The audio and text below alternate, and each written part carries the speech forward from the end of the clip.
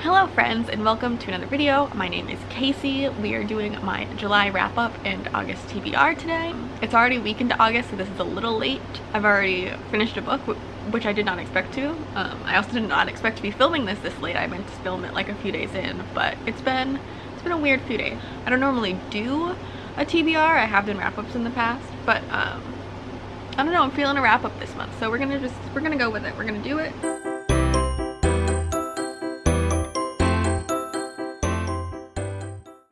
Oh, first, I redid this, which actually made finding the books for this wrap-up difficult because I moved all my books around. Well, not all of them, but a lot of them. But this has been bothering me that it's been like empty in the background just because I've never known what to do with this shelf. It's just such a weird, it's a very small shelf and it's in like the corner. So I decided to put some of my favorite books on there. You can't really see them, but in a reading vlog that's hopefully coming out next week, I might end up giving you a tour of it, so check that out when it comes out. So first we're going to talk about the books that I've read in July, and then we'll get into the August TBR. So the first book I finished in July was Pet by Akwaeke Emezi. I think I've talked about this already on this channel. This book was amazing. It was incredible. It's about a young girl named Jam who accidentally brings one of her mom's paintings to life and believes that she has brought a monster back to life, but monsters in Lucille, which is the city, are like slightly different. And Pet is not a monster, and Pet is actually there to help Jam hunt monsters that have gotten into her city, kind of. This is a hard book to explain. At points a hard book to read. The beginning of this book is really just does not pull any punches with the first like 2 pages. It is just there, and it is amazing. It's so good. It's so well written. There are so many parts of this book that I highlighted or underlined. I gave this 5 stars. This was an incredible read. I highly recommend you check this one out. It was amazing. Next in July, I read I'm Afraid of Men by Vivek Shraya. This is a nonfiction book about why women are afraid of men, and it was very interesting. It's very short. First half is like why women are afraid of men, or why just people are afraid of men, like women, obviously that includes trans women or non-binary people, like why women and queer people, if you want to use like a general term, are afraid of men. And then the second half was more empowering and about why men are afraid, and this says men are afraid of me. So I highly recommend reading this if you're confused about what that means. If you're confused like why are women afraid of men, please read this because we are. I read this author's poetry collection called Even This Page is White 2 years ago now, I think right after it came out, and that was amazing. I really enjoyed that poetry collection. I would definitely recommend it. I'm definitely going to be picking up more of her work as she goes forward. I've really enjoyed both things I've read by her. I think she has like 2 fiction books out now maybe, and I might be picking one of those up soon. We'll see. But yeah, I recommend this. It was really good. It's really short, but it's really important for understanding why women and people would be and are afraid of men. I read Lot by Brian Washington. This is also hard to describe. This is like a collection of short stories, but also they're all interconnected in such a way, and some of the stories are about the same people. I think that made sense. I mean, it can be a little confusing at points, but only a few points was like truly like, who are we, what are we talking about? Overall though, I really enjoyed this. I gave it 4 stars overall. The writing is great. I'm definitely going to be picking up more of Brian Washington just because of the writing. Also, the people we follow, the points of view, are very interesting.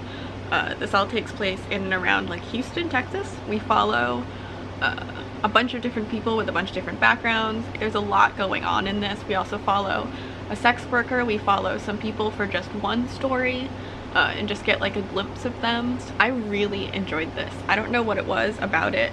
It's so short too. It's another really short book, but it really just grabs you and makes you pay attention, and it was really interesting to read and really well written and just really good overall, so I would definitely recommend this. Next, I read a poetry collection by Arissa White called You're the Most Beautiful Thing That Happened. I only ended up rating this 3 out of 5 stars, but that still means I liked it. A 3 out of 5 stars is like a solid rating for me. And I always feel weird reviewing poetry or talking about poetry or even like rating poetry, because I feel like poetry is such like a personal thing. Like the way you connect to it is very personal, and so people have different, like even more so than books, like you have different poetry tastes. So like for me personally, the way that this was written was a little too not experimental, that's not the word I'm looking for, but like, and also not flowery, because I love some flowery poetry. This is more like, there was a lot of, yeah, I don't know how to talk about this one at all. I've been sitting here for like a minute trying to figure it out, but it wasn't exactly my taste, but it was still very good and very well written. Even though I didn't completely jive with the writing personally, I still could admit it was very well done and very well written. Yeah, so if you like poetry and you like more symbolic poetry than more straightforward, I guess is the way to put it. I like more like straightforward poetry. This is much more symbolic. I would recommend this though. Next, I read Gifting Me to His Best Friend by Katie Roberts, which I did a whole video review on, which I will link up in the cards, which I think are that who knows. So I won't talk about it that much here, but it was an erotic romance novella about a married couple and their best friend, and it was very good and very steamy. Very, very steamy, but very good. So yeah, go check out my full review if you want more thoughts on that one. Next, I read Check Please, Volume 1 by Ngozi Ukazu. Ngozi Ukazu? I'm not sure I've ever said her last name out loud before. Anyway, if you don't know what Check Please is, please go forth and read it immediately. It's one of my favorite webcomics, now graphic novel series. I love these characters so much, and not even just like Biddy, like the main character. I love all of them so much. I go on a little bit of a rant about it in the reading vlog I put out while I was reading this, about how much I love all these characters, so I'm not going to go on about it again here. But if you like queer found family things, I recommend this. This is amazing, it's so good, and you'll be hearing a little bit more about it in my TBR. So stay tuned. I gave this 5 out of 5 stars, obviously. What is next? Next, I can't find my copy of it for some reason, because cleaning, like I mentioned. But An Elderly Lady is Up to No Good by Helene Thurston. This is a very short, small book. I think like 4 short stories, all centering the same woman. A 90-year-old elderly woman in Sweden, and this is translated, just murdering people because they annoy her. It sounds weird and ridiculous, and it is, but it's also amazing. Maud is a lot, but this book is just so good. What is my hair doing? This book is so good. If you want something short and sweet and ridiculous, I highly recommend this. It's actually a reread. I highly recommend it. I gave it 5 stars. Please read this book. And next, I read Elantris by Brandon Sanderson, which was my first time reading this. I'd started it before and I hadn't really got into it, but I'm not going to talk about this one really at all because I did a whole half-hour reading vlog on it. So if you want to know about what this book is about and some thoughts on it, you can click that up above.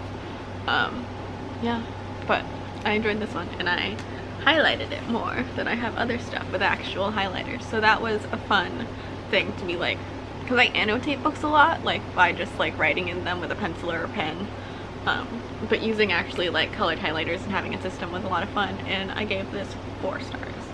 Oh, I also read, speaking of Elantris, I don't think I talked about this, I read it after that vlog, but I read The Hope of Elantris, which is like a little short story following Elantris, just filling in like a gap in what's happening.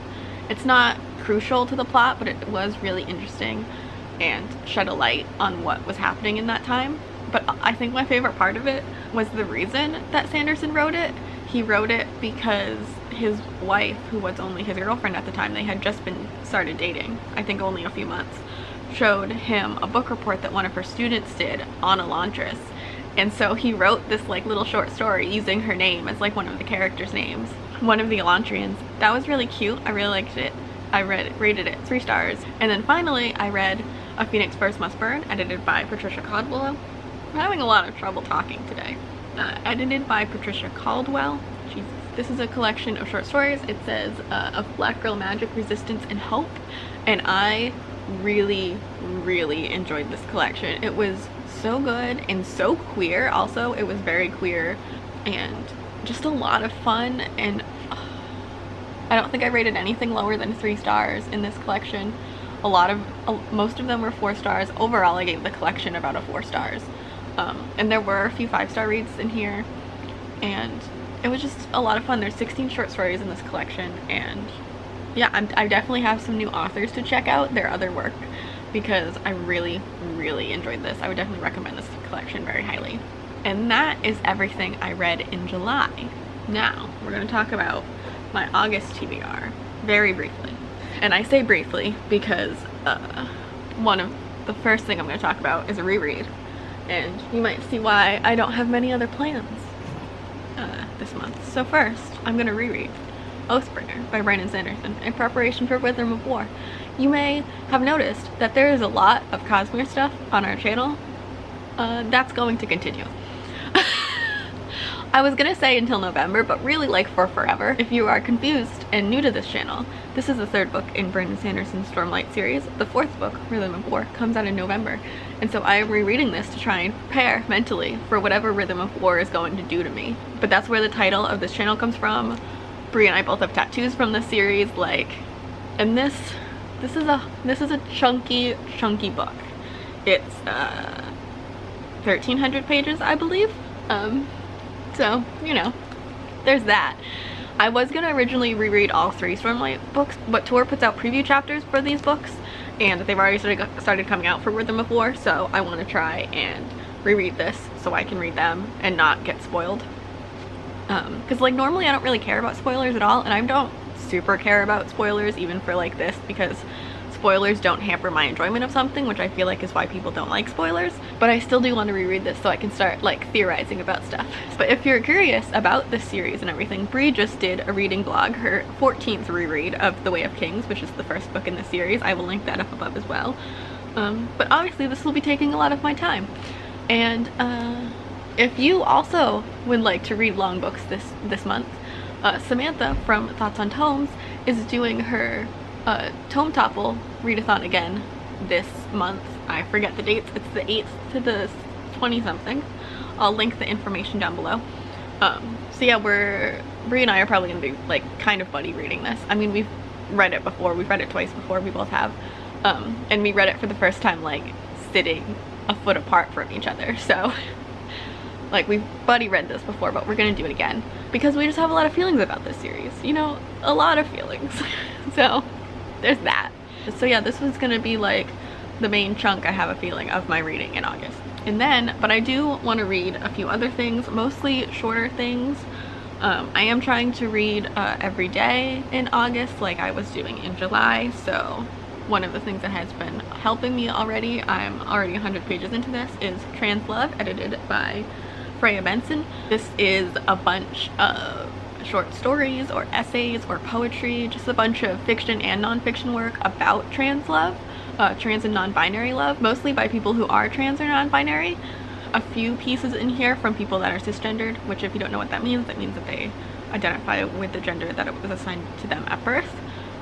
Personally, I am cisgendered. Oh, I'm over 100 pages into this now. I did not read to read that much this quickly. I've only picked it up like 3 or 4 times so far, but I've really been enjoying it. It's so good. It's so interesting. I highly recommend this if you know a lot of trans people, but especially if you don't. This is an incredible work, and it's just really good. I'm like, at this point I would give it a 5 stars, which is very rare for me with anthologies. Also, I would like to reread volume 2 of Check Please, which I mentioned volume 1 earlier in this video. I love this comic series. It's amazing. I'm so excited that I'm so sad that it's over, but also I'm so happy because it ends so well. I just love this series a lot, although I do wish that we got to see the frogs graduate, because man, the frogs and the tadpole, I love all of them. I love all of these characters. Like any character we ever see on page, honestly, I love them. It's wild how much I love these characters. And then Another thing I'm hopefully going to get to this month, I haven't started it yet, but it's a short poetry collection, and that's Bestiary by Donica Kelly. I bought this in June because it's a queer poetry collection, and then I really want to pick it up now and have for the last few weeks because Jazz from Travels and Fiction did a like underrated queer books collaboration, which ended up being 2 parts because she had so many people who wanted to be involved. Brie and I were involved. I'll link both parts. I don't remember who recommended this, but I'll put their link down below as well. But also just go watch both parts of those videos because there's a lot of good books that you should be reading in those videos. Amazing. I don't know like anything about it. I just know that it's queer poetry, which is all I need to know about it. I mean, it's so short, like queer poetry. Here we go. And then speaking, I mentioned Tome Topple earlier. I decided I wanted to try and read something else for Tome Topple, even though 1,300 page book is really, is more than a long enough book for Tome Topple, I think, even though it's only 1 book.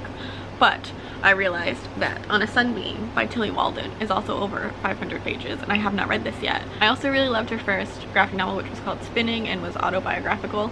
I don't know anything about this. I read about it when I first bought it, but now it's all gone from my head. But I really enjoyed her first work, so I'm excited for this one. So that is everything I read in July and what I plan to hopefully get to in August. If you've also read any of these books, please let me know in the comments down below, or just what you've been reading currently, what you have read recently or plan to read. Let me know. If you're participating in Tome Topple, also let me know. I'm like a chill participant. And if you are excited for Rhythm is War, as Brie and I are, please let me know, because that's like all our conversation is about right now. It's just all Rhythm of War focused. Anyway, I hope you are having a good day. I hope your August has started off well. I hope you're safe and healthy and that your family is and friends and everything. And I will see you again soon. Life before death, Radiance. She has never been real good at leaving me fulfilled. The world is so much larger than your hetero bullshit. We're here, we're queer, we read your books, so get over it.